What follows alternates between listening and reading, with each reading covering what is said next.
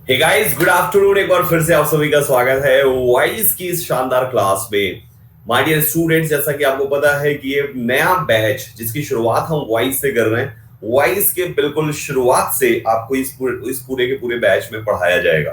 मेरे प्यारे भाइयों, ये वाइस का जो टॉपिक हमने चूज किया है सबसे पहले टॉपिक के रूप में इस पर्टिकुलर बैच में, ये आपके अगर सीजीएल का पेपर देते हो तो प्रीलिम्स मेंस मिला के लगभग 20 22 25 नंबर का पूछा जाएगा। ठीक। सीएचएसएल देते हो तो आपको लगभग 2 से 4 नंबर का पूछा जाएगा। स्टेनोग्राफर देते हो तो आपको यही लगभग 5 से 6 नंबर 7 नंबर का पूछा जाएगा। किसी भी एग्जाम की आप तैयारी कर दो, जिसमें भी वॉइस आएगा, चाहे वो एरर डिटेक्शन में पूछा जाए या तो पूछा जाए वॉइस इंटरचेंज में, आज के इस सेशन के बाद ये वॉइस की आज की नहीं, टोटल 3 से 4 क्लासेस होंगी। इन 3 से 4 क्लासेस के बाद वॉइस का हर एक सवाल आपसे चुटकियों में बनेगा। और जो मैंने आपसे प्रॉमिस किया था कि वॉइस के क्वेश्चंस मैं आपको ऐसे पढ़ाऊंगा कि क्लासेस को करने के बाद आप एक क्वेश्चन को करने में मैक्सिमम 5 सेकंड लोगे। कितने सेकंड्स बच्चों? 5 सेकंड्स। तो मजा आएगा कि नहीं आएगा? आप बताओ। अगर मैं आपको 1 मिनट के अंदर 12 क्वेश्चंस करना सिखा दो वॉइस के, मतलब 12 नंबर 1 मिनट में, तो मजा आ जाएगा। तो बस एक बात याद रखना, अगर आप चाहते हो कि 12 नंबर 1 मिनट में, यानी 24 नंबर सीजीएल प्रीलिम और मेंस मिला के आएगा और 24 नंबर 2 मिनट के अंदर मैं दिलाऊंगा, बशर्ते आप इस क्लास की एक एक पॉइंट को ध्यान से सुने, बीच में मिस ना करें और एकदम सही समय से ज्वाइन करें। ठीक है? 4 क्लासेस होगी, 3 क्लासेस है, एक डाउट सेशन है। इन चारों को आपको देखना पड़ेगा। ठीक। आइए शुरू करते हैं। तो सबसे पहले वॉइस की शुरुआत करें। उससे पहले मेरे भाइयों, आप सभी में से जो भी बच्चा फर्स्ट टाइम है, उसे पता होना चाहिए मेरी क्लास की नोटिफिकेशन पाने के लिए मेरी प्रोफाइल को फॉलो करना पड़ेगा। संदीप केसरवानी सर्च करिए, सबसे पहले नंबर पे मिलेगी। क्लिक करते ही फॉलो की बटन आएगी, फॉलो कर लीजिए प्रोफाइल। ठीक। दूसरों से शेयर करके दूसरों को भी इनवाइट कर लीजिए और साथ में इनवाइट कोड संदीप12 भी बता दीजिए हर किसी के साथ। राइट। दूसरी इंपॉर्टेंट बात दोस्तों, मेरा रेगुलर क्लास टाइमिंग्स ये है, हम इन क्लासेस पे आपके लिए क्लासेस लेकर आते हैं इन टाइमिंग्स पे। सो अनअकैडमी पे 2 फ्री क्लासेस है और यूट्यूब पे 2 फ्री क्लासेस है, आपको जरूर देखना चाहिए। और यूट्यूब की क्लास जो 2 बजे वाली है वो वाकई बहुत ही यूनिक है, क्योंकि इसमें मैं प्रीवियस ईयर का और एक्सपेक्टेड पेपर का पूरा सेट डिस्कस कर रहा हूं, और वो भी डेली। राइट। डेली डिस्कशन चल रहा है, तो आप सभी के लिए ये क्लास बहुत यूनिक है। 7:15 बजे का एडिटोरियल बहुत यूनिक है। आइए दोस्तों शुरू करते हैं। देखो, तो अब बात करते हैं कि वॉइस हमारा क्या है और किन किन टॉपिक्स में वॉइस की इंपॉर्टेंस है, कहां कहां पे वॉइस के क्वेश्चंस पूछे जाएंगे, इन सभी चीजों पे आइए पहले डिस्कशन शुरू करते हैं। हाँ, 8:45 की जो क्लास है, आज कौन सा डे है? आज वेंसडे है, थर्सडे, फ्राइडे, मे बी मैं सैटरडे से या तो मंडे से शुरू करूंगा। ठीक है ना? 1 2 दिन तक और बीच में मैं ये क्लासेस का गैप दूंगा, 1 2 दिन तक लगभग दोनों क्लास का गैप दे सकता हूँ। और फिर उसके बाद मंडे से एकदम रेगुलर हो जाएगा दोस्तों, मंडे से एकदम रेगुलर हो जाएगा और मंडे से मैं भी एकदम चंगा हो जाऊंगा। ठीक है? तो बस आप संडे तक का थोड़ा सा धैर्य रखिए। ऐसा नहीं कि कल क्लास नहीं होगी, हो भी सकती है, आपको बस चेक करना पड़ेगा। अगर लगा होगा तो हो जाएगी, नहीं लगा होगा तो फिर हम सैटरडे से या तो संडे से या तो मंडे से शुरू करेंगे। ठीक। आइए शुरू करते हैं दोस्तों। तो वॉइस का जो कॉन्सेप्ट है मेरे प्यारे भाइयों, वॉइस एक ऐसा कॉन्सेप्ट है, एक ऐसा टॉपिक है जो आपके सेंटेंस में, कोई भी दुनिया का कोई भी सेंटेंस होगा, कुछ भी आप लिखोगे, आप हमेशा वॉइस में ही लिखते हो। 2 प्रकार का वॉइस होता है। एक होता है एक्टिव वॉइस, पूरा लिख देता हूं मैं, ACTIVE। एक्टिव वॉइस 2 प्रकार का वॉइस होगा। और दूसरा होगा दोस्तों पैसिव वॉइस, यानी कि PASSIVE, पैसिव वॉइस। 2 प्रकार से वॉइस होते हैं। दुनिया के कुछ भी आप लिखोगे, कुछ भी लिख लो, आप कोई भी सेंटेंस लिख लो, कुछ भी लिख लो, वो इन्हीं 2 वॉइसेस में होता है, तीसरा कोई वॉइस होता ही नहीं है। Active voice and passive voice, 2 he voices आपके होते हैं। नाउ, किसी भी सेंटेंस में वॉइसेस की जरूरत क्यों पड़ती है? This is the main point. हम कब यूज करते हैं कौन से वॉइस को, कब यूज करते हैं हम कौन से वॉइस को, एक ये चीज है कि कब हम यूज करते हैं कौन से वॉइस को।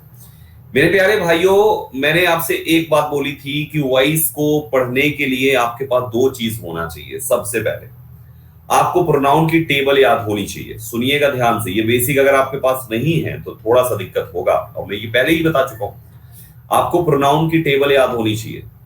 प्रोनाउन टेबल, प्रोनाउन टेबल में आप, मैं कहता हूं इवन प्रोनाउन टेबल में दो चीज एटलीस्ट तो याद ही रखो, सब्जेक्टिव और ऑब्जेक्टिव केस। जैसे ही सब्जेक्ट है तो इसका ऑब्जेक्ट हिम है, शी सब्जेक्ट है तो इसका ऑब्जेक्ट हर है ना, यू सब्जेक्ट है तो इसका ऑब्जेक्ट भी यू होता है, ये हो गया। आई सब्जेक्ट है तो इसका ऑब्जेक्ट मी है, आई का मी है। अगर आपका वी सब्जेक्ट है तो वी का ऑब्जेक्ट अस है। दे सब्जेक्ट है तो दे का ऑब्जेक्ट होता है देम, है ना। ही सब्जेक्ट है, अच्छा ही शी तो हो गया, और कौन सा बच गया भाई, इट सब्जेक्ट है तो इट का ऑब्जेक्ट भी इट होता है। तो आई हो गया, I, we, you, they, he, she, it हो गया, राइट। एक इंपॉर्टेंट बात, कितना केवल इतना याद रखो, तुम पहले याद रख पाओगे, इतना याद रहेगा, भूलेगा तो नहीं। ही का ऑब्जेक्टिव हिम या हिम का सब्जेक्टिव ही, उल्टा कर लो, ये सब्जेक्टिव फॉर्म है, इधर वाला सब्जेक्टिव फॉर्म है, ये ऑब्जेक्टिव फॉर्म है, इधर वाला सब्जेक्टिव फॉर्म है, ये ऑब्जेक्टिव फॉर्म है। तो ही सब्जेक्टिव का ऑब्जेक्टिव हिम, या तो यूं कहिए कि हिम ऑब्जेक्टिव का सब्जेक्टिव ही। बस पलट पलट के याद रखना है दोनों साइड का, कितना छोटी सी चीज बोल रहा हूं आपसे याद रखने का, है ना। फिर शी का हर, हर का शी, पलट पलट के कर लो, यू का यू का यू, आई का मी का आई, है ना, वी का अस का वी, दे का देम का वे दे, इट का इट का इट, है ना। तो आप देखो यहाँ पर तो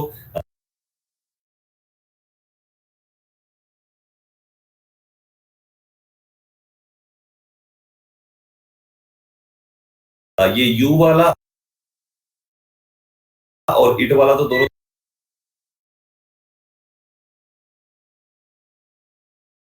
तो सेम ही हो गया भाई, ये दोनों तो सेम हो गया, बस बचे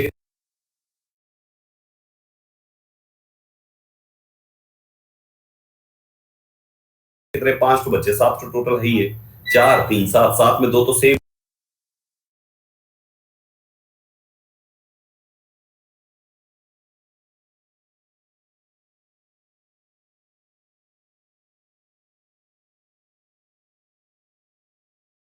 ही है, बचे पांच, तो पांच तो याद करना कोई बड़ी चीज नहीं है, वन वगैरह इसमें नहीं आएगा।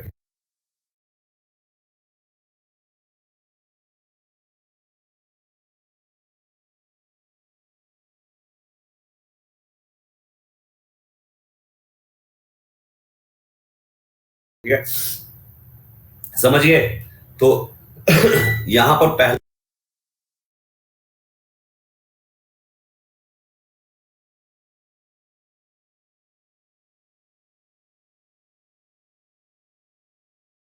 इंपॉर्टेंट पॉइंट हमने यहां पर सीखा कि हाँ प्रोनाउन के टेबल में ये होता है, पहली चीज। दूसरी चीज मेरे भाइयों, हमने आपसे बोला था कि टेंस याद होना चाहिए। मैं कहता हूं टेंस में यूजेस नहीं, कंस्ट्रक्शन याद रखो बस, कंस्ट्रक्शन। देखो मैं जल्दी जल्दी निपटा देता हूं टेंस का पार्ट, क्योंकि मैं पूरा पढ़ा चुका हूं। देखो तीन प्रकार के टेंसेस होते हैं, प्रेजेंट पास्ट फ्यूचर, और सबके चार चार हिस्से होते हैं। तो सबसे पहले आपको मैं बता देता हूं यहाँ पे कैसे लिखा दूं कि याद हो जाए। देखो, present indefinite, present continuous, present perfect, present perfect continuous, ये होता है। ठीक है दोस्तों, समझिएगा, ये हुए हमारे प्रेजेंट के चार। अब आपको इनमें क्या याद रखना है पता है, इनकी हेल्पिंग वर्ब और इनकी main verb, helping verb and main verb, इनकी helping verb and main verb, right everyone, इनकी हेल्पिंग वर्ब और इनकी मेन वर्ब। अब देखो आपको कैसे याद रखना है, आपका प्रेजेंट इंडेफिनिट में जो हेल्पिंग वर्ब होता है, आपका प्रेजेंट इंडेफिनिट में जो हेल्पिंग वर्ब होता है, कौन सी चीज है, ठीक है। हाँ देखो, तो आपका प्रेजेंट इंडेफिनिट में जो हेल्पिंग वर्ब होता है किस वाइज का, एक्टिव वाइज का, वो होता है दोस्तों डू और डस। ठीक, प्रेजेंट कॉन्टिन्यूअस में होता है दोस्तों इज, एम और आर, ये तीन होता है। प्रेजेंट परफेक्ट में होता है दोस्तों आपका वॉज एंड वर, और प्रेजेंट परफेक्ट कॉन्टिन्यूअस में होता है क्या, प्रेजेंट परफेक्ट कॉन्टिन्यूअस में होता, अरे यार शेट में क्या लिख रहा हूं, मेरा दिमाग कहाँ है, कहाँ दिमाग है मेरा यार, देखो, हाँ, प्रेजेंट परफेक्ट में होता है हमारा हैज और है, और प्रेजेंट परफेक्ट कॉन्टिन्यूअस में हैज स्लैश हैव के साथ बीन जुड़ जाता है। ठीक है, ये होता है। पता नहीं कहाँ दिमाग है मेरा, एक्चुअली भी कुछ सामान आया था यार, वो कोरियर, कोई कोरियर आया हुआ, मुझे खुद नहीं पता कि क्या है उसमें, मैंने तो कभी कुछ ऑर्डर ही नहीं किया यार, तो ये कौन सा आइटम है आया गया है मुझे खुद ना पता है। तो वही वही सोच रहा हूँ कि ये क्या है, और ये पैसे भी मांग रहा है, तो पता नहीं क्या चीज है ये, है क्या, मैंने खुद ऑर्डर तो किया ही नहीं, समझ में नहीं आ रहा क्या चीज है। अच्छा ठीक है, चलो, ओके। सो गाइस, ये चीज हो गया। अब सुनो, अब सुनो, मामले को सुनो। तो हमारे यहाँ पर सबसे पहली चीज एक्टिव वॉइस की हेल्पिंग ऑफ तुमको याद रखनी है, समझना ध्यान से। मेन फोकस तुम्हारा एक्टिव वॉइस की हेल्पिंग ऑफ, क्योंकि पहला इंटरचेंज का गेम होता है ना, इंटरचेंज का गेम होता है, तो इंटरचेंज में सबसे पहली चीज आपको हेल्पिंग ऑफ याद होनी चाहिए। तो किसी भी सेंटेंस में अगर कोई सेंटेंस लिखा हुआ है, कोई भी सेंटेंस लिखा हुआ है, और वहां पे अगर लिखा हुआ आ गया हैज हैव, तो आपके दिमाग तुरंत समझ जाना चाहिए प्रेजेंट परफेक्ट है। अगर लिखा हुआ दिख जाए इज एम आर, तो आपको समझ जाना चाहिए अरे प्रेजेंट कॉन्टिन्यूअस है। अगर डू डज दिख गया तो अरे ये हमारा ये है। ठीक, तो ये पहली पहचान है। दूसरी पहचान मेरे भाइयों, प्रेजेंट इंडेफिनिट में मेन वर्ब की एस फॉर्म और ईएस फॉर्म भी आता है बिना हेल्पिंग वर्ब का, तब भी हम समझ जाएंगे अच्छा ये हमारा ये है। और एक दूसरा, मेन वर्ब की फर्स्ट फॉर्म भी आएगा without, without helping verb, without, ये भी विदाउट हेल्पिंग वर्ब। अगर मेन वर्ब की एस फॉर्म, ईएस फॉर्म या first form without helping verb लग जाए, हेल्पिंग वर्ब लगे ही ना, डू डज लिखा भी ना हो, तब भी हमारा वो गेम किसका होता है, प्रेजेंट इंडेफिनिट का होता है। पहले मैं तुमको शॉर्ट में लिखा रहा हूं कि पहले तुम देखते ही पहचानो यार। वो मेरा जो गेम है ना कि 3 से 5 सेकंड में एक क्वेश्चन आपका आंसर हो जाएगा, 2 मिनट में 25 क्वेश्चन निपटा लोगे, वो तभी होगा जब देखते ही समझ जाओगे। क्या इतना ये छोटा सा काम नहीं याद रह पाएगा आपको? क्यों भाइयों, आप ही बताओ, आप बच्चा लोग ही बताओ, क्या ये चीज याद नहीं रह पाएगा कि डू डज प्रेजेंट इंडेफिनिट में होता है, एस और यस प्रेजेंट इंडेफिनिट में होता है, मेन ऑफ की first form without helping of present indefinite होता है? क्या याद नहीं रह पाएगा? याद तो पहले से ही होगा ना, मैं ऑलरेडी पढ़ा चुका हूँ। पार्ट 3 का यहाँ पर ये 4th पार्ट है, मतलब जो थर्ड हमारा वो चल रहा है, बेसिक वाला पार्ट चल रहा है, उसका ये 4th पार्ट है। तो ये तो ऑलरेडी मैं पढ़ा ही चुका हूँ ना, पढ़ाया मैंने अच्छे से, एकदम डेप्थ से जाके पढ़ाया है। तो मैं इतना उम्मीद करता हूँ कि आप सबको ये याद रहेगा। मतलब मेरा फॉर्मूला काम तभी करेगा जब आपको ये देखते ही आधे सेकंड में दिमाग में क्लिक हो जाएगा कि अरे वाह यार वाह, ये तो प्रेजेंट इंडेफिनिट है। Got this everyone? तो ये पहली चीज हमने यहाँ पे पहचानी, प्रेजेंट इंडेफिनिट के सारे गेम्स हमने देखे। पहले तुमको प्रेजेंट एक्टिव वॉइस ही सिखा रहा हूँ, अभी मैं पैसिव सिखा ही नहीं रहा, अभी तुम एक्टिव सीखो। एक्टिव वॉइस ये हो गया।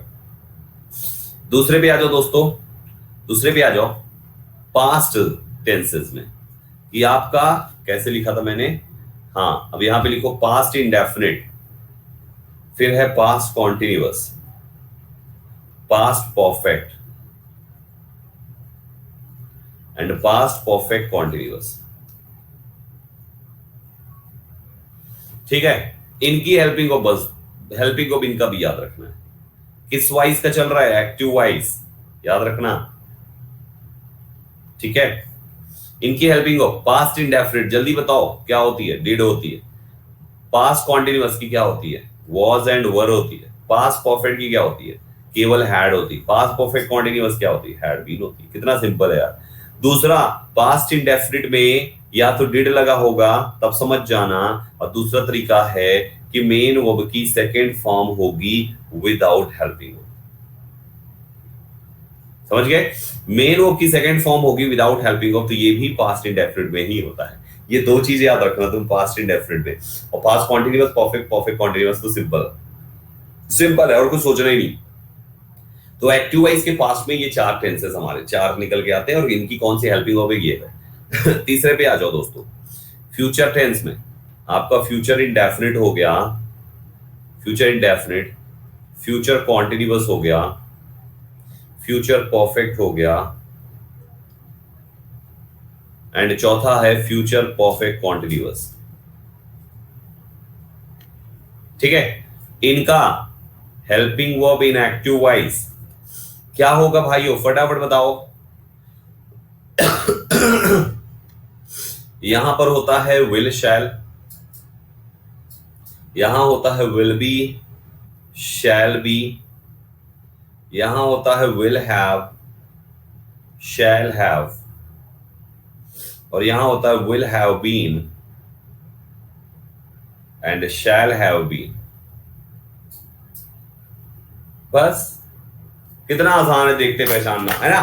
तो सबसे पहली इंपॉर्टेंट बात हमें यह देखना होता है कि हमारा जो दिया हुआ सेंटेंस है अगर वो एक्टिव वॉइस में है तो एक्टिव वॉइस में कैसे पता चलेगा, यानी वो हमारे इन हेल्पिंग वर्ब्स को रखे होंगे।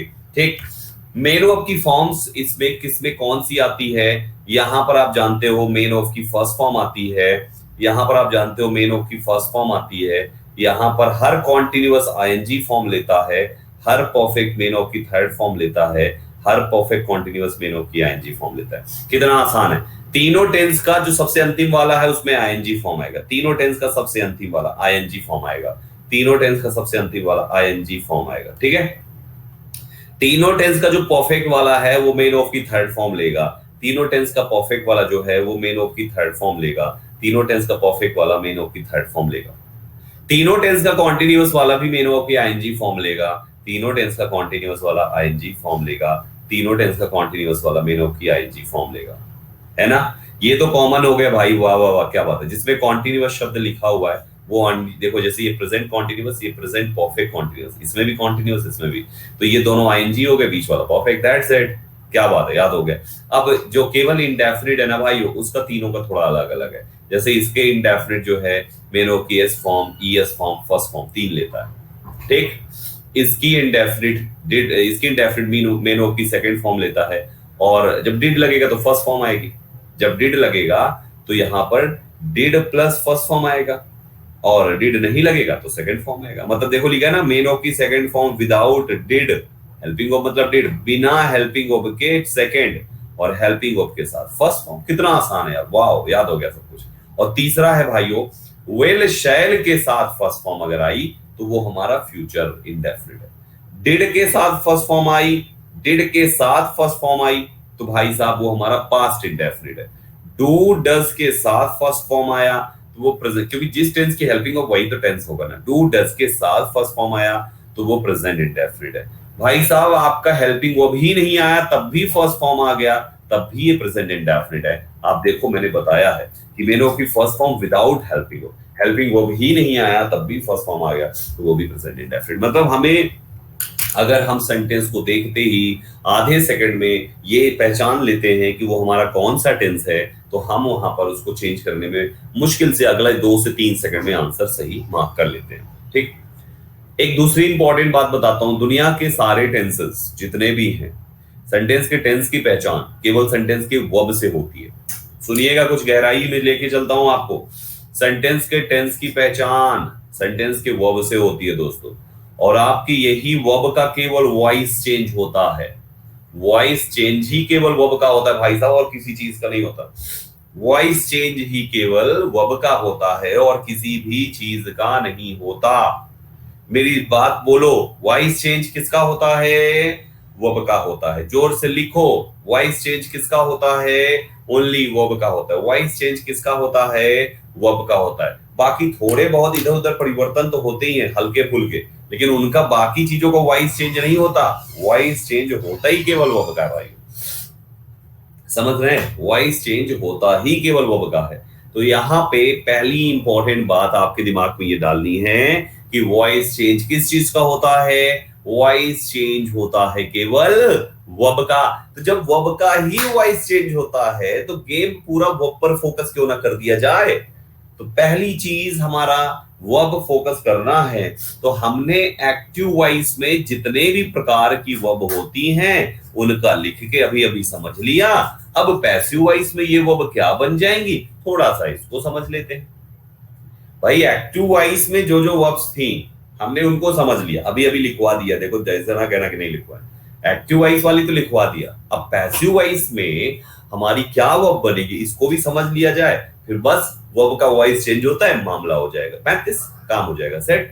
तो अब आ जाओ तुम फिर से उन्हीं चीजों पे, उन्हीं पेजेस में, यहां से शुरू करते हैं। अभी देखो भाई लोग, देखो यहाँ पे तो तुम्हारा ये एक्टिव वॉइस की वर्ब लिखाई थी, ठीक है। अब यहां पे ऐसी लाइन हम खींच लेते हैं ऐसे, और यहां पे लिखते हैं helping verb in passive voice. अब पैसिव वॉइस की हेल्पिंग को समझ लेते हैं। जब हमारा प्रेजेंट इंडेफिनिट पैसिव में बनेगा, सुनिएगा ध्यान से मेरी बात, प्रेजेंट इंडेफिनिट पैसिव में बनेगा तो भाई साहब इज एम आर आएगा इसकी हेल्पिंग वर्ब। जब प्रेजेंट कॉन्टिन्यूअस पैसिव बनेगा तो इसमें तो पहले से इज एम आर लिखा है, तो इंग्लिश ने कहा ऐसा करो इनके साथ बीइंग जोड़ दो, यानी इसका हो जाएगा is being. Is am are तो पहले से ही है, अब इनके साथ बीइंग जोड़ दो, am being and are being, हमने इनके साथ बीइंग जोड़ दिया। क्या बात है। अगर हमारा परफेक्ट आया तो भैया जी परफेक्ट में यहां पे हैज हैव था, आप बीन जोड़ दो, यानी यहां पे कर दो हैज बीन और हैव बीन, बीन जोड़ दिया। क्या बात है। और इसका जो हमारा अंतिम वाला है इसका पैसिव वॉइस बनता ही नहीं। क्या बात है, बहुत बढ़िया। यानी अंतिम वाले का पैसिव वॉइस नहीं बनाते, जो हमारा अंतिम, तो ये केवल प्रेजेंट का अंतिम नहीं, पास्ट वाले के अंतिम का भी पैसिव नहीं बनेगा और फ्यूचर वाले के अंतिम का भी पैसिव नहीं बनेगा, तो ये तीनों का पैसिव नहीं बनेगा। चलो अच्छी बात है संदीप सर, एक तो बहुत बढ़िया बात बता दी है। तो यहां पर ये तीन का पैसिव नहीं बनाएंगे, ठीक है, इतना समझ में आ गया। अब इसके बाद सुनो, इसके बाद मामला प्रेजेंट इंडेफिनिट में अगर हम ध्यान से देखें कि सबसे नीचे वाले का कट्टम गुट्टम मार दिया हमने, ठीक। अब उसके ऊपर वाला जो परफेक्ट था यहां पर हैज हैव था, तो हमने इसमें बीन जोड़ा।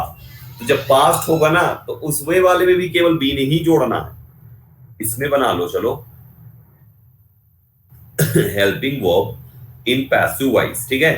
तो यहां पे देखो इसका कट्टम हो गया, यहां पे देखो केवल हैड है तो हैड बीन कर दो यहां पे, समझ गए।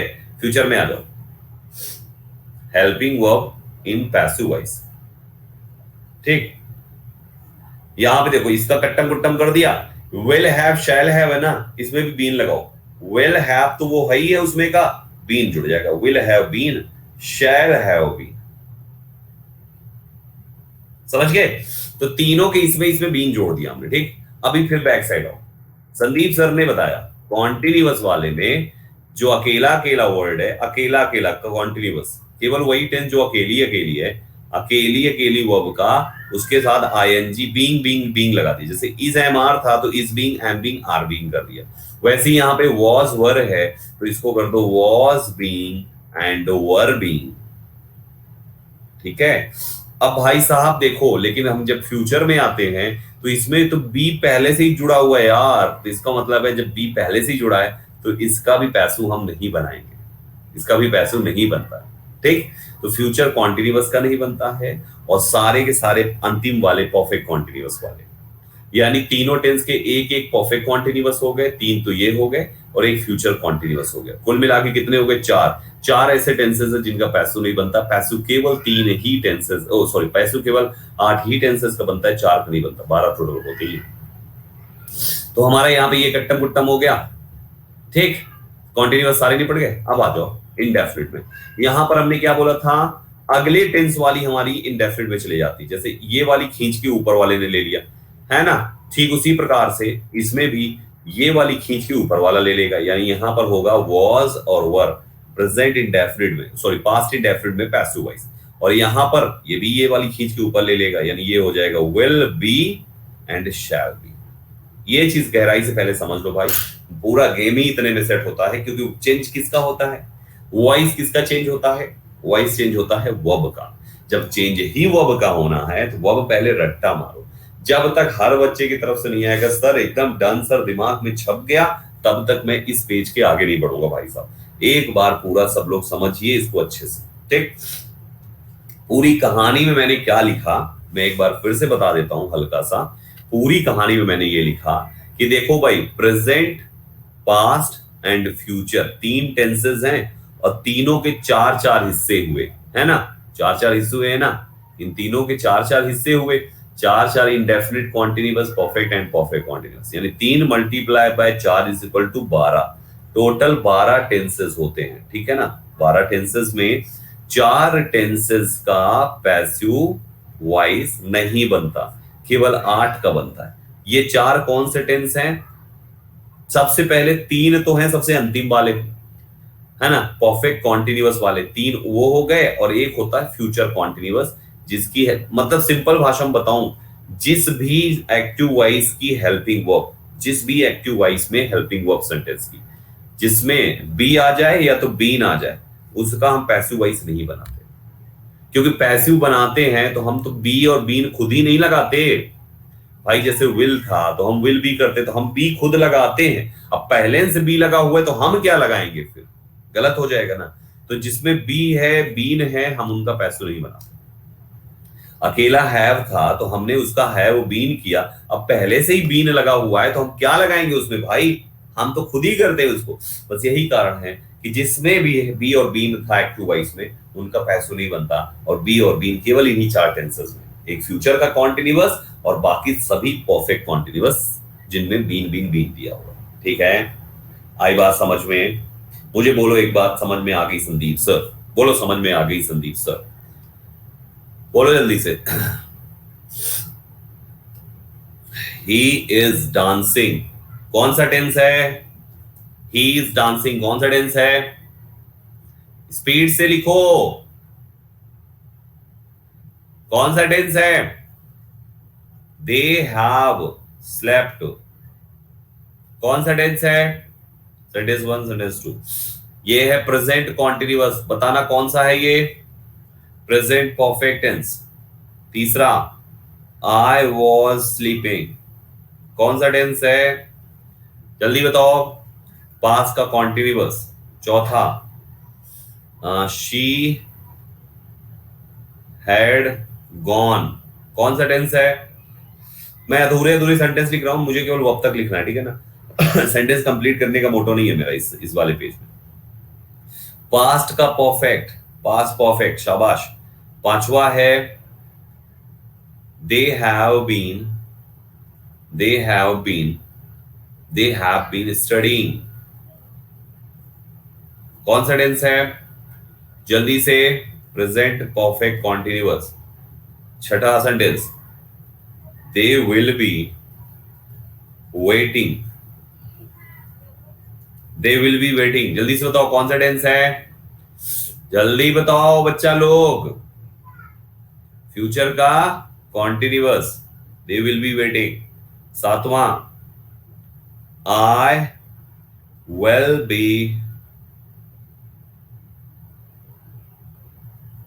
डांसिंग कौन सा टेंस है? फ्यूचर का कॉन्टिन्यूअस। और बताओ, we shall have submitted my assignment, we shall have submitted our assignment. बताइए कौन सा टेंस है? फ्यूचर का perfect, they will have been, they will have been waiting for you कौन सा टेंस है? जल्दी से, future perfect continuous. I do not want to talk to you कौन सा टेंस है?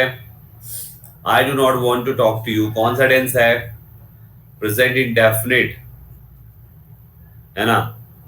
she does not cook food कौन सा टेंस है? Present indefinite. they did well कौन सा टेंस है? कौन सा टेंस है? Past indefinite. they went home, they went home कौन सा टेंस है? कौन सा टेंस है? Second form, past indefinite. she cooks well वो अच्छा खाना बनाती है कौन सा टेंस है? बहुत अच्छे, present indefinite. we want mangoes कौन सा टेंस है? जल्दी, we want mangoes, we want justice present indefinite. शाबाश। ओवरऑल हमने इतने सारे सेंटेंसेस कराए 20-25। एक्यूरेट, किसकी एक्यूरेसी कितनी परसेंट थी? किसकी एक्यूरेसी कितने परसेंट थी, परसेंटेज में लिखो। 95, 100, 100, 200, 400, 200, 400 नहीं, 100 तक आएगा बस।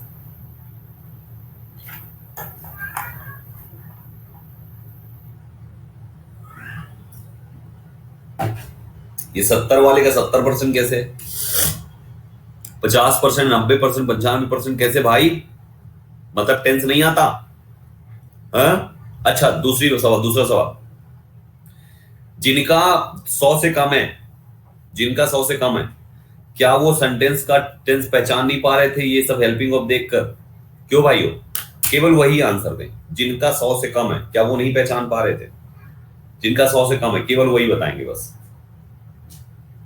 जिनका 100 से कम है, देखो टाइम नहीं मिल पाया जल्दी जल्दी में करने में, इसलिए गलत हो गया, तो वो चल जाएगा, उसमें दिक्कत नहीं है।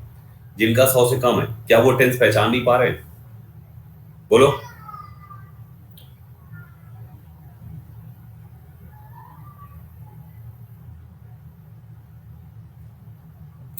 जल्दी में गलत हो गया, कुछ का कम है। चलो देखो, आपका जो भी कारण हो, जो भी कारण हो उसको सही करो भाई। कहां से करोगे? मेरी टेंस की क्लास उठा के देखो भाई, बैच तो आप देख ही सकते हो ना सारे। तो पार्ट 3 वाले में मैंने, पार्ट 2 वाले में मैंने टेंस पढ़ाया, शायद 2 है या 1 या 2 में ही है।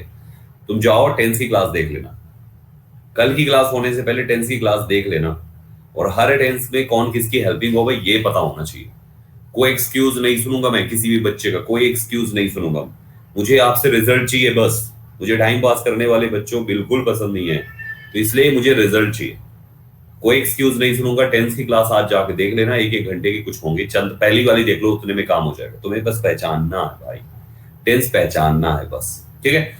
तो ये हो गया हमारा पहला इंपॉर्टेंट पार्ट, यहां से शुरू किया मैंने, और ये यहां से हमने पूरा टेंस आपको सिखा दिया, एक्टिव वॉइस और पैसिव वॉइस, ठीक।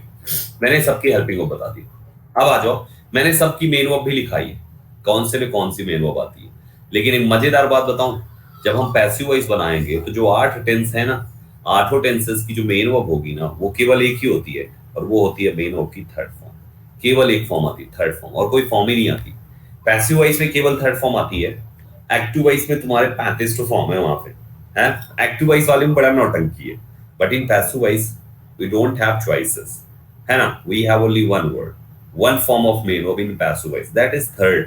तो कितना बढ़िया है यार, पैसिव में एकदम मजा आ जाएगा करने में, कि कोई टेंशन ही नहीं, झाम ही नहीं है यार, कि मतलब मेन वर्ब की कौन सी फॉर्म लगाएं, ऐसा कोई झाम ही नहीं है, एक ही फॉर्म है, थर्ड फॉर्म है, और कितना बढ़िया रहेगा ना। तो ये चीज है, तो थर्ड फॉर्म केवल main verb in passive voice use होता है, ठीक। पहला बेसिक समझ गए। अब इसके बाद हमें एक और पॉइंट क्या समझना है कि ठीक है सर, हम पहचान गए कि हमारा ये एक्टिव वॉइस में है, ये पैसिव वॉइस है। क्वेश्चन कैसे आएंगे सुनो। आपके एग्जाम में 2 प्रकार से क्वेश्चन पूछेगा। कभी एक्टिव में सेंटेंस दे देगा और कहेगा पैसिव बनाओ, कभी एक्टिव में दे देगा और कहेगा, एक्टिव वॉइस दे देगा और कहेगा पैसिव बनाओ, और कभी पैसिव वॉइस दे देगा, कहेगा इसका एक्टिव वॉइस बनाओ। देख, करोगे क्या? कुछ ना करना भाई, कुछ ना करना है। कभी बचपन में वो गेम ना खेले तुम, कभी वो बचपन में गेम ना खेले कि मान लो तुम कहीं पे बैठे हुए हो और कोई बालक आया और तुम्हारे ऐसे गोला गोला ऐसे घूम गया, तो घूमने के बाद वो कहता है हमने तुमको चक्री में बांध दिया, अब तुम निकलोगे तो तुम्हारे हाथ पैर दर्द होंगे। खेले हो कि नहीं खेले हो? नहीं खेले? ऐसे होया करता था बचपन में, हमें याद है। अगर जैसे कोई बहुत उपद्रवी लड़का हो ना, लड़का या लड़की, अगर वो चुपचाप बैठा हो तो उसके चारों तरफ ऐसे बस खुदे घूम जाते थे बस, और कहते थे चक्री में बांध दिया, अब तुम निकलोगे तो तुम्हारा हाथ पैर बहुत दर्द करेगा।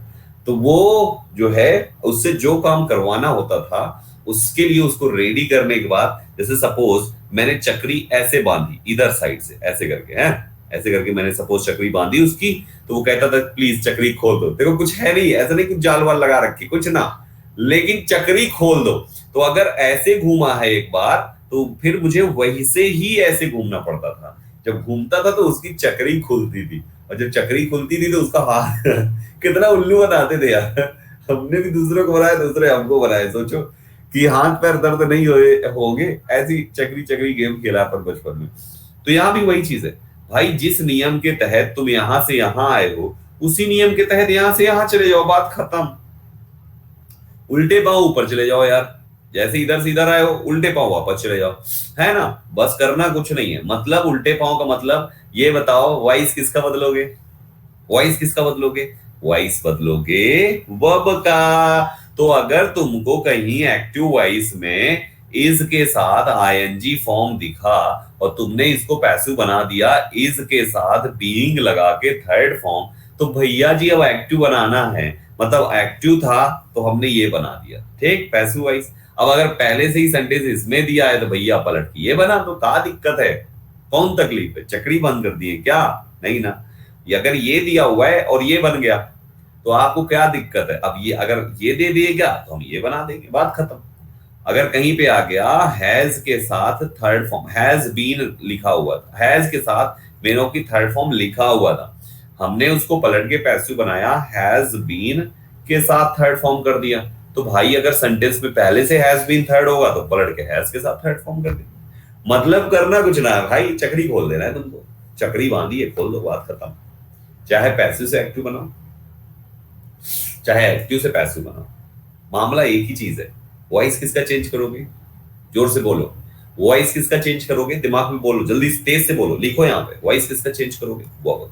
तो मैं ये क्या सिखा रहा हूँ तुमको, ये और ये जो लिखा है मैंने, एक हेल्पिंग ऑफ एक मेन ऑफ, ये क्या लिखा है, ये हेल्पिंग ऑफ ये मेन ऑफ, ये हेल्पिंग ऑफ ये मेन ऑफ, ये हेल्पिंग ऑफ मेन, तो मैं किसका सिखा रहा हूँ, मैं केवल वो ही तो बता रहा हूँ, मैं बता ही क्या रहा हूँ, मैं कुछ नहीं बता रहा, मैं केवल उतना ही बता रहा हूँ जितने से तुम्हारी स्पीड बढ़ेगी और एक्यूरेसी 100% सटीक रहेगी। किसका चेंज होता है, वर्ब का, दिमाग में बैठा लो। क्यों क्यों इतना मैं एम्फेसाइज कर रहा हूँ, क्योंकि मैंने मेरे इतना बोलने के बाद भी मेरे कुछ कलाकार मित्र, भाई बंधु, बच्चे, भाई बहन कुछ ऐसे होंगे जो पूरा सेंटेंस का वॉइस बदलने के चक्कर में समय की बैंड बजा के रख देंगे, 20 सेकंड लगाएंगे एक वॉइस चेंज करने में, और मैं 3 सेकंड में कराने की कोशिश कर रहा हूँ। कुछ ऐसे अभी देखना अंतिम में मिल जाएंगे, लेकिन आप जो इंटेलिजेंट बच्चा होगा मेरी इस लाइन को याद रखेगा, क्या कि वॉइस किसकी चेंज करना है, किसकी चेंज होती है, दैट्स इट, काम इतने में तुम्हारा सेट हो जाएगा, ठीक है। तो पहली इंपॉर्टेंट बात, मुस्कुराते हुए दिमाग में बैठा लीजिए, वॉइस चेंज होगा वर्ब का, एक्टिव वॉइस में कुछ और पैसिव वॉइस में कुछ, दोनों की वॉइस की वर्ब दिमाग में सेट होनी चाहिए।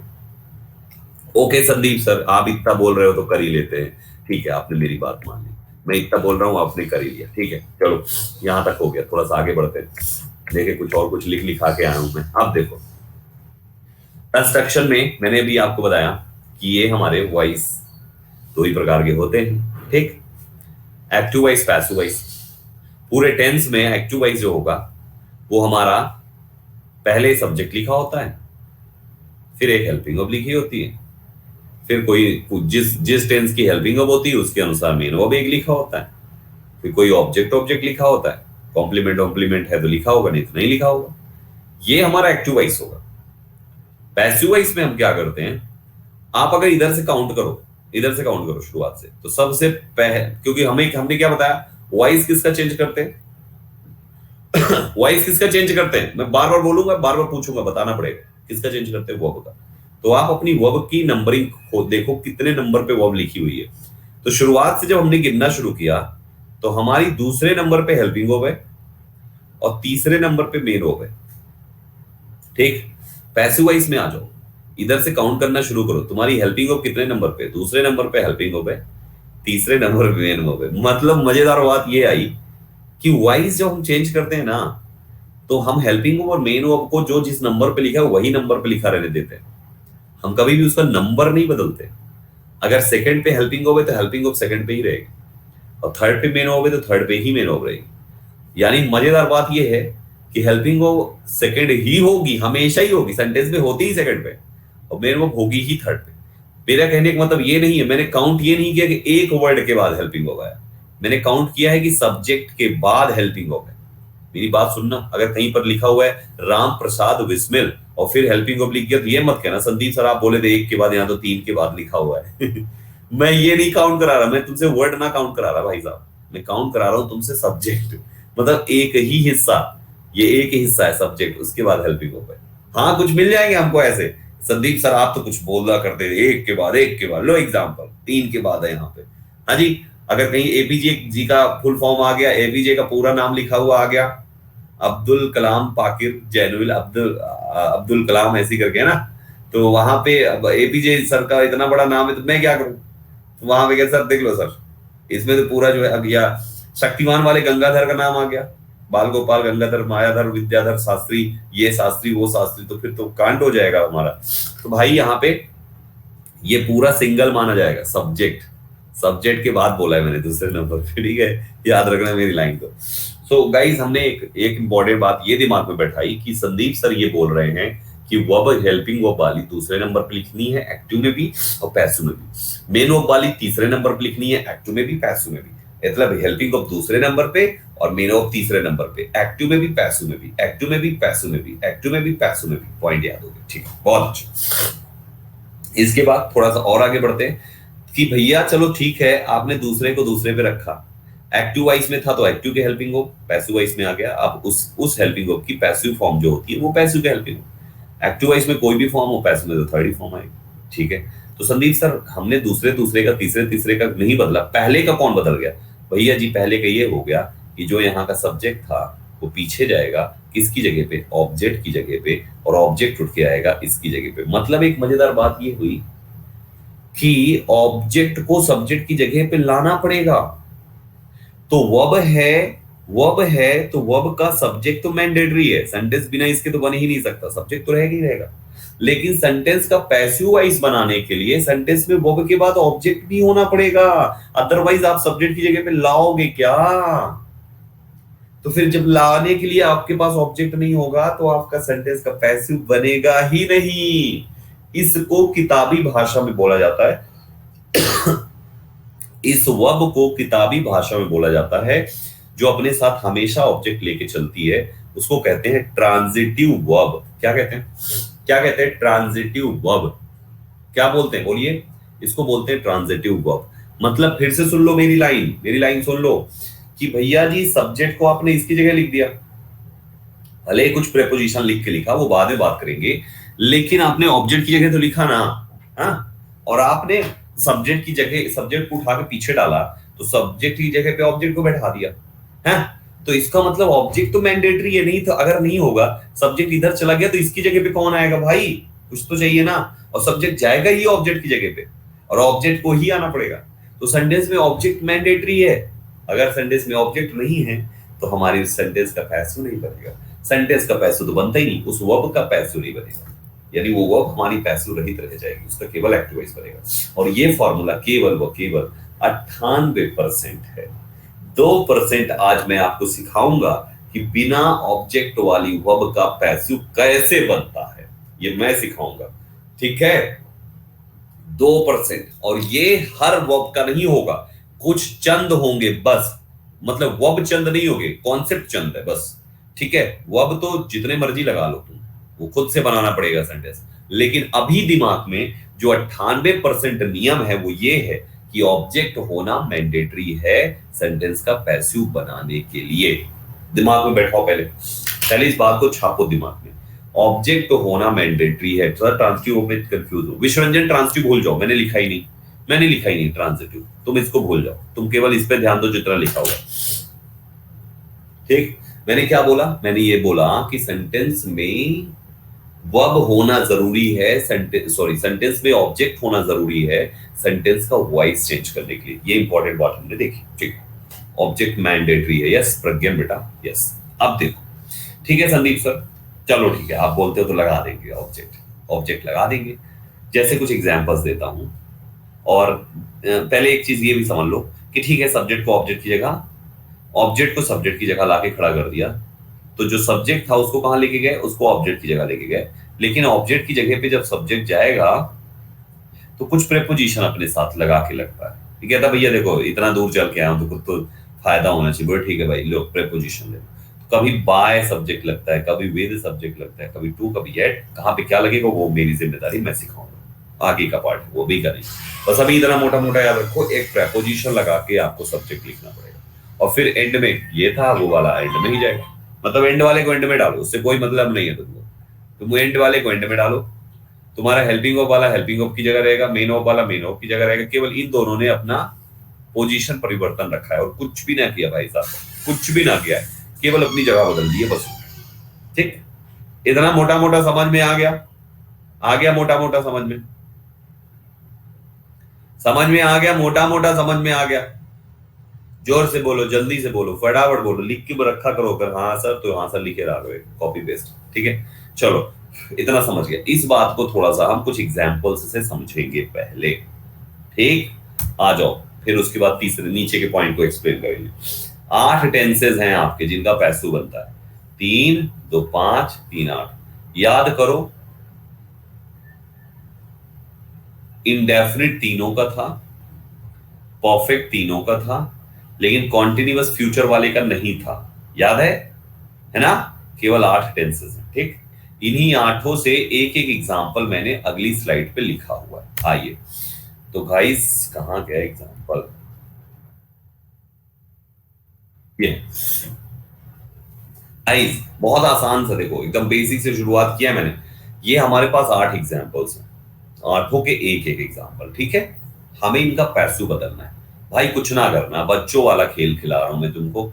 सबसे पहले तुम वर्ब देखो, यहाँ पे क्या लिखा हुआ है? वॉचेस। वॉचेस जो है प्रेजेंट इंडेफिनिट है। जब ये पैसू वाइज बनेगा तो आपका हो जाएगा इज वॉच। कर दिया हमने। ये सेकंड नंबर पे है और ये थर्ड नंबर पे, ये ध्यान होना चाहिए तुमको। अब इस जगह पर तुम्हारा क्या आएगा? उल्टे साइड का ऑब्जेक्ट कौन है? A movie. अ मूवी यहाँ पे आ गया। ठीक, और उधर क्या जाएगा? जो शुरुआत में था वो उधर जाएगा और एक साथ में प्रेपोजिशन लेगा। तो ये विकी उधर जाएगा, क्या होगा? बाय विकी। सेंटेंस क्या बनेगा? A movie is watched bye Vicky. था ना आसान? मैंने क्या किया? मैंने कुछ भी ना किया भाई। कितना आसान, वॉइस आसान है, मैं तो केवल जरिया हूं आप तक पहुंचाने का। तो गाइस हमने देखा a movie is watched bye Vicky. Got this? कितना आसानी से हो गया भाई। कुछ ना करना, इसका कॉन्टिन्यूअस है तो कॉन्टिन्यूअस कर दे।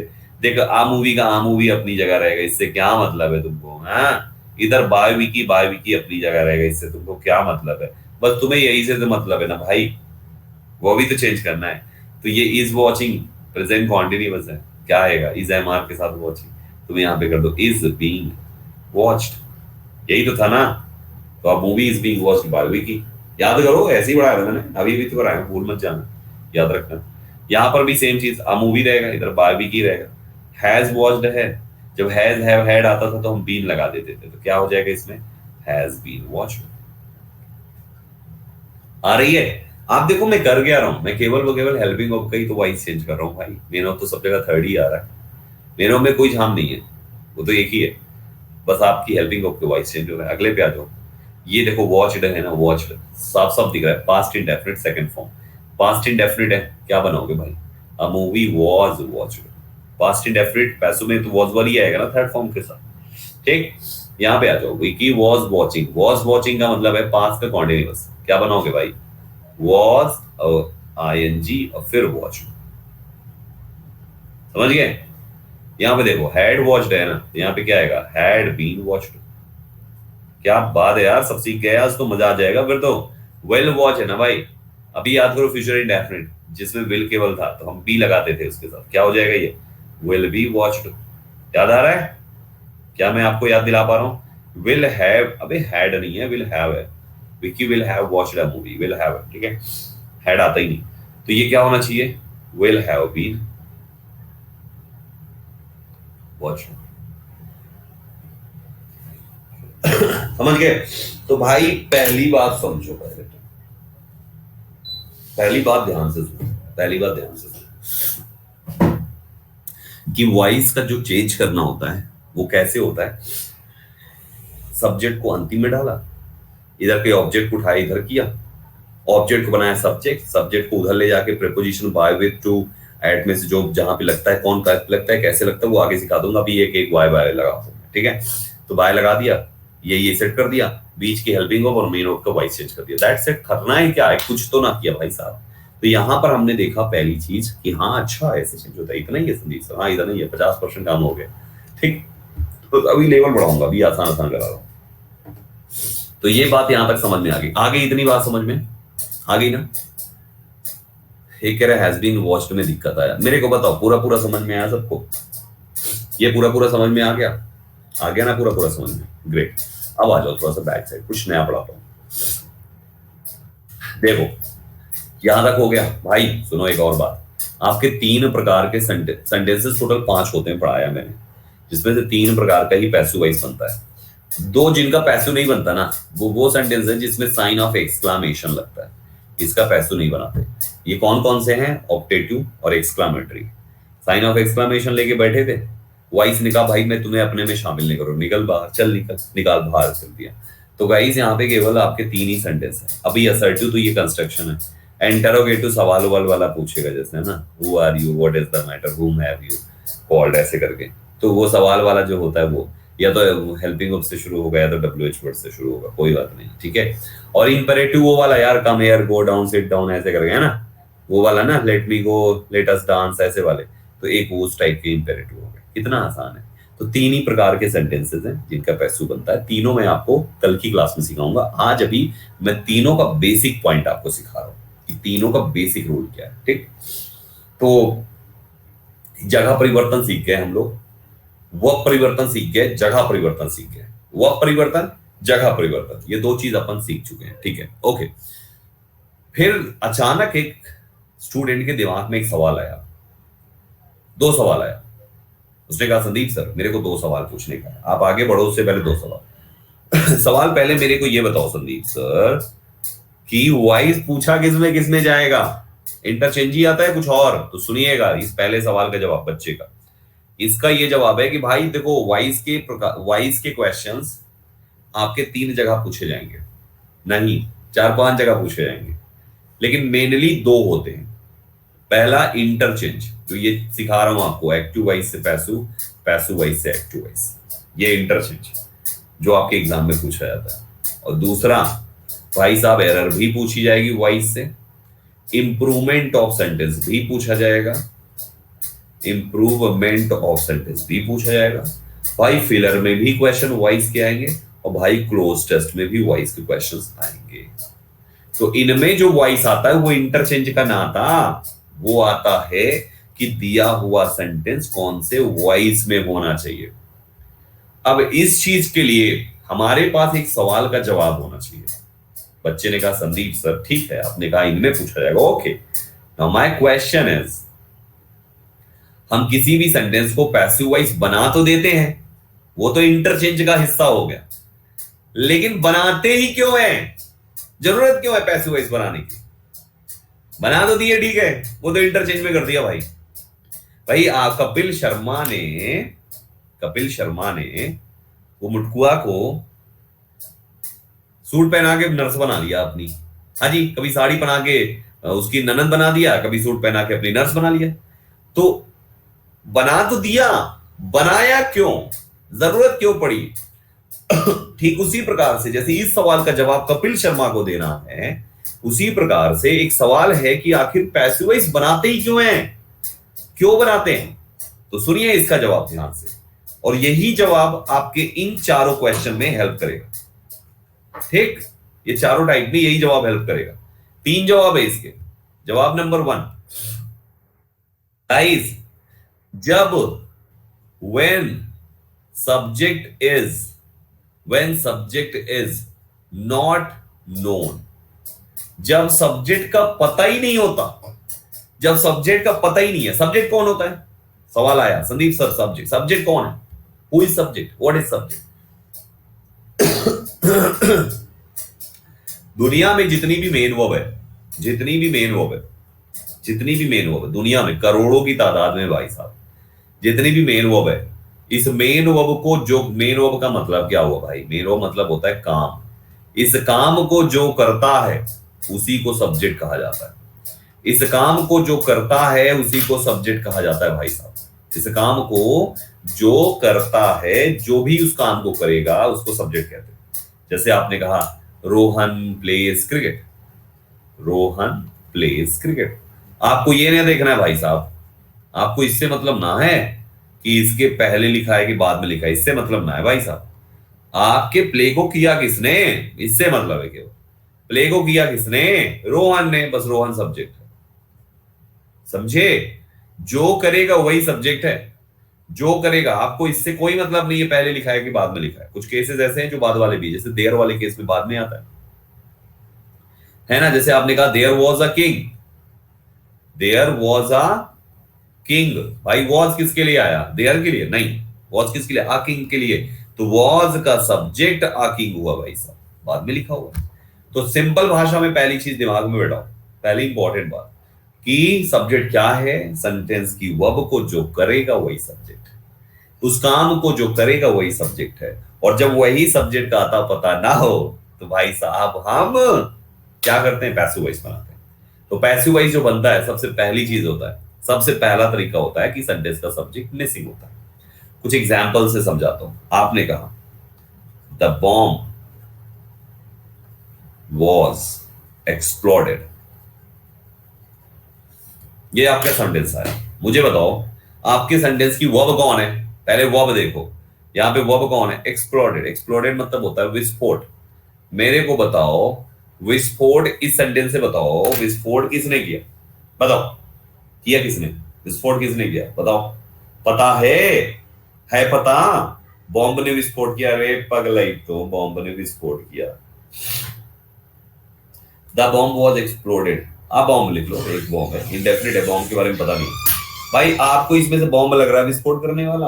हाँ जी, बॉम्ब लग रहा है। पुलवामा अटैक में जब हमारे आर्मी जवान के ऊपर किसी ने जाके कार लड़ा दी तो क्या क्या करोगे? जेल जो है, फांसी जो देनी है, जेल भेजना है। बम को भेजोगे, बम को भेजोगे कि चलो ये बॉम्ब यही फटा। ये फटा ही क्यों? इसको दिखना चाहिए था, इंडियन आर्मी है, इसको नहीं फटना चाहिए था, इस बॉम्ब में सभ्यता नहीं है, ये बॉम्ब बहुत गंदा बॉम्ब है, इसको फटना ही नहीं चाहिए था, इसको पूछना चाहिए था आप अच्छे इंसान हो कि बुरे इंसान हो। आप अगर बुरे हो तो मैं फट जाऊं, अगर आप अच्छे इंसान हो तो आप निकल जाओ तब फट जाऊं, क्योंकि मैं फट जाता हूं जब मैं निकल जाता हूं। भाई ऐसा होता है क्या? भाई एक्सप्लोड, विस्फोट बॉम्ब ना करता है, विस्फोट आतंकवादी करते हैं। बॉम्ब तो खुद फट गया बेचारा। इसका मतलब है कि यहाँ पे सब्जेक्ट का पता ही नहीं है, तो सेंटेंस को पैसिव वॉइस बनाना है। समझे? और एग्जांपल देता हूं, लिखो तो। The temple was built years ago. ठीक, मेन गेट किस पे जाना है? वर्ब में आओ। बेल्ट, निर्माण, निर्माण, निर्माण, निर्माण, निर्माण, निर्माण हुआ किस चीज का? वो टेम्पल का। किसने किया? टेम्पल को बिल्ट किया। बिल्ट मींस होता है निर्माण। निर्माण, निर्माण किसने किया? Who built.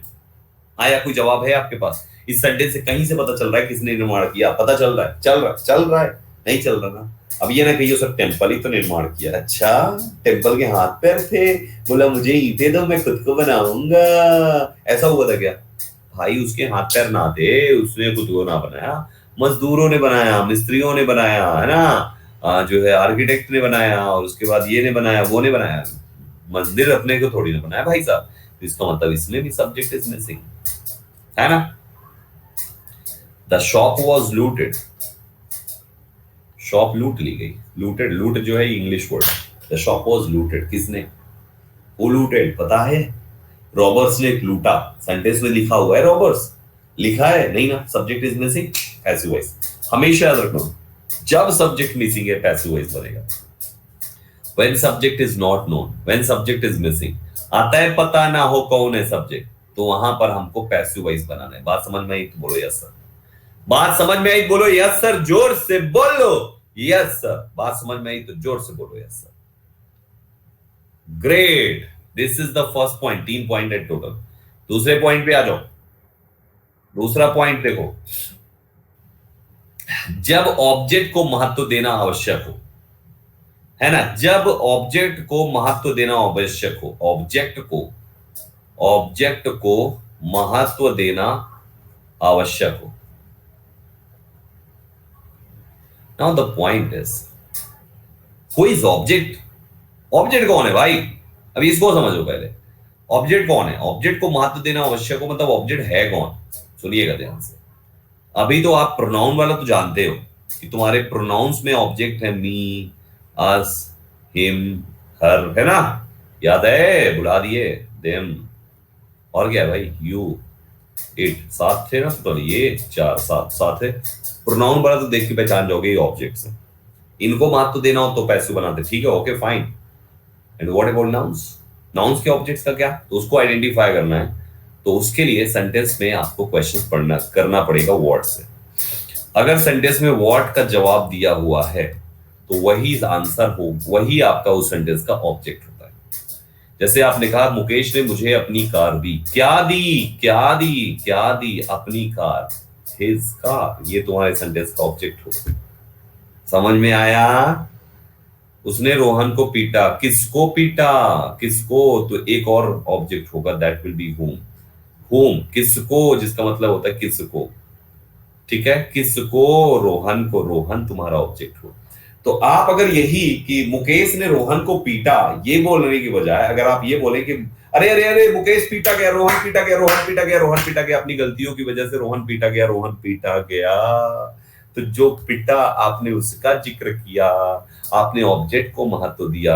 देखो, जब कभी भी ऐसा लगे कि सेंटेंस की जो वर्ब है उस वर्ब को करने वाला सेंटेंस में हो या ना हो उससे मतलब नहीं है, वो वर्ब, वो कार्य, वो काम किसके ऊपर हुआ, जिसके ऊपर हुआ वही सेंटेंस का ऑब्जेक्ट। जैसे रोहन पिटा, तो पिटा रोहन, रोहन के ऊपर पीटने का काम हुआ, है ना। मुकेश ने अपनी कार मुझे दी, देने का कार्य, दी, दी, गिव, गिव का कार्य किसके ऊपर हुआ, मुझे के ऊपर हुआ। तो ऐसे करके आप ये याद रख सकते हो कि जब कभी भी ऐसी कंडीशन आए हमारा वो स्टेटमेंट किसमें होता है, पैसिव वॉइस में करता है, ठीक है ना। यस और नो, गॉट दिस पॉइंट। और तीसरा होता है भाइयों, एक तीसरा पॉइंट है कि जब कभी भी किसी भी इन्वेंशन की बात की जाती है, किसी भी इन्वेंशन की बात की जाती है, जैसे आपने कहा telephone was invented by Graham Bell, तो telephone was invented by Graham Bell, तो यहां पे इन्वेंशन हुआ है। तो आप ये नहीं बोलते, आप ये बोल कि Graham Bell invented the telephone, इससे better telephone was invented by Graham Bell. ये लाइन को तीसरे नंबर पे मैंने इसलिए रखा क्योंकि इसमें शुरुआती दोनों मुद्दे आ जाते हैं। हम केवल इतना नहीं बोल सकते हैं कि टेलीफोन वाज इन्वेंटेड इन, कोई समय बता दें, ग्राहम बेल का नाम ही ना ले। और हम ये भी बोल सकते हैं यहाँ पे कि जो है टेलीफोन पे टेलीफोन की इंपॉर्टेंस को थोड़ा सा ज्यादा ध्यान दिया जा रहा है, कि महत्व को ज्यादा बताया जा रहा है कि बनाया कि ग्राहम बेल ने बनाया या रामलाल ने बनाया उससे मतलब नहीं है, बन गया ना, तो बना कौन सी चीज, टेलीफोन, वाह ये बढ़िया यूनिक चीज है, तो हम उसकी बात कर रहे हैं, उस चीज को हम यहाँ पर उठा लेते हैं। तो केवल ये मोटा मोटा तुम याद रखो, मेनली दो है लेकिन ये तीसरा बना लिया गया, फिर भी तीन प्रकार के, तीन ही तरीके होंगे जब हमें स्टेटमेंट को पैसिव वॉइस बनाना पड़ेगा। आई बात समझ में? ठीक है, आई बात समझ में? तीन तरीके हैं जब स्टेटमेंट पैसिव वॉइस बनता है, ये तीनों तरीके याद रखना, कभी मिस्टेक नहीं होगी इंटरचेंज में, कभी मिस्टेक नहीं होगी। जो आप लोगों से गलती हो जाती, सर मैं तो एक्टिव बना रहा था पैसिव हो गया, एरर डिटेक्शन करने ही बात हो ना, ये वहां पे जरूरत पड़ेगी। और भाई साहब ये तो हर जगह पे आएगा, एसएससी हो, बैंकिंग हो, दुनिया का कोई भी सी हो, है ना, हर जगह पर आपका ये कॉन्सेप्ट पूछा जाएगा, क्योंकि चार टॉपिक्स जो है ना इंटरचेंज के अलावा वो तो हर जगह पूछे जाते हैं, है ना, और वहां पे वॉइस आएगा ही आएगा।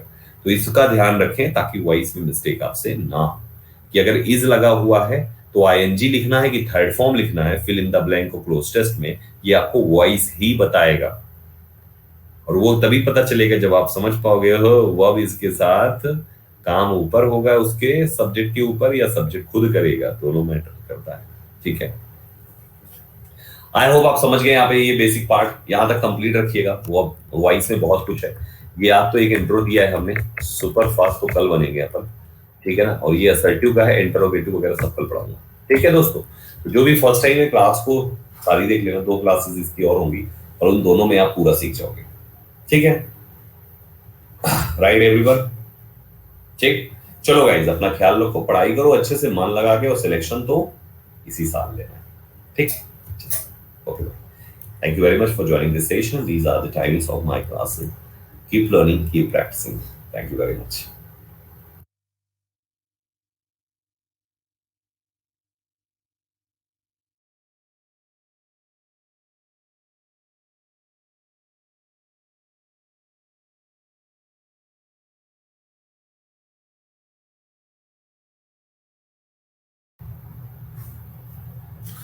Hey guys, good afternoon. एक बार फिर से आप सभी का स्वागत है वाइस